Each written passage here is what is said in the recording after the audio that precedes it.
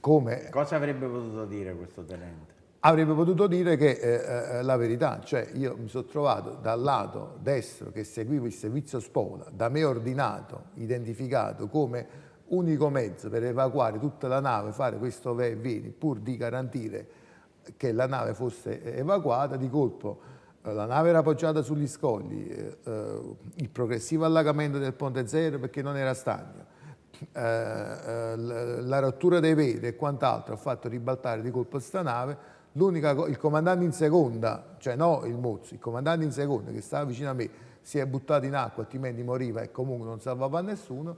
Io, come vogliamo dire, scivolato, caduto, cioè io nell'immediato non ho pensato a scusarmi, ho pensato a descrivere in quel momento che le viene meno il pavimento da sotto i piedi, ho preferito liberare questa lancia che vedevo che i paranchi estesi delle gru stavano schiacciando sott'acqua e c'erano degli occupanti all'interno, non so definirne esattamente quante persone, però mi adopero al fine che questa lancia venga liberata dai bracci delle gru.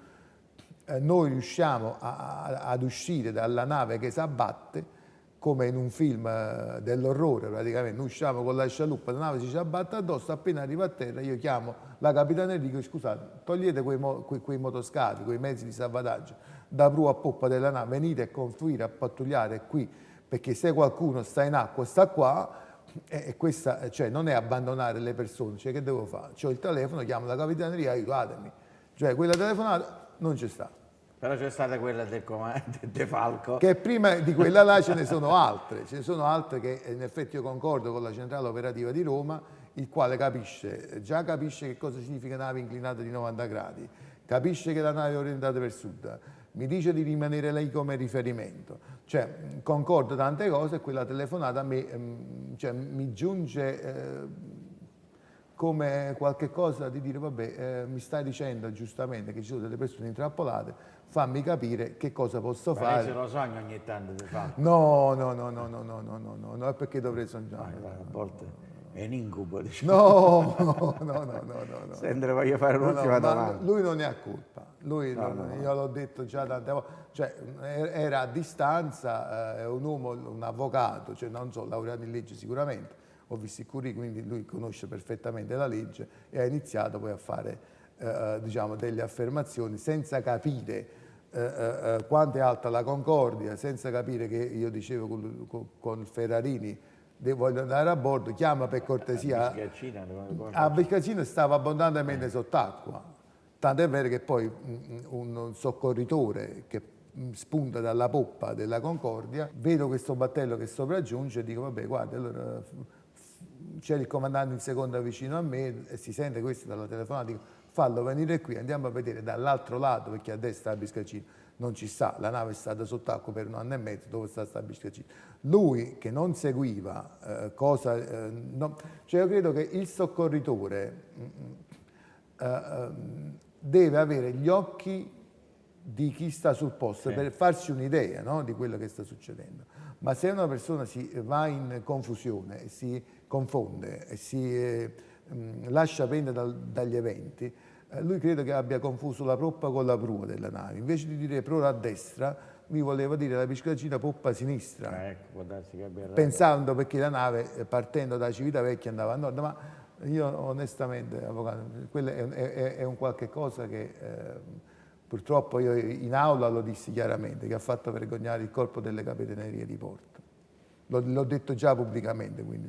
Anche noi ci siamo espressi pubblicamente. Le voglio fare solo 2 domande un po' personali, ma non... Cioè, una è questa, quando è che lei e se ha avuto veramente paura? Ce la racconta? Cioè, c'è un momento in cui lei in tutta questa vicenda del naufragio ha avuto paura di quello che stava succedendo?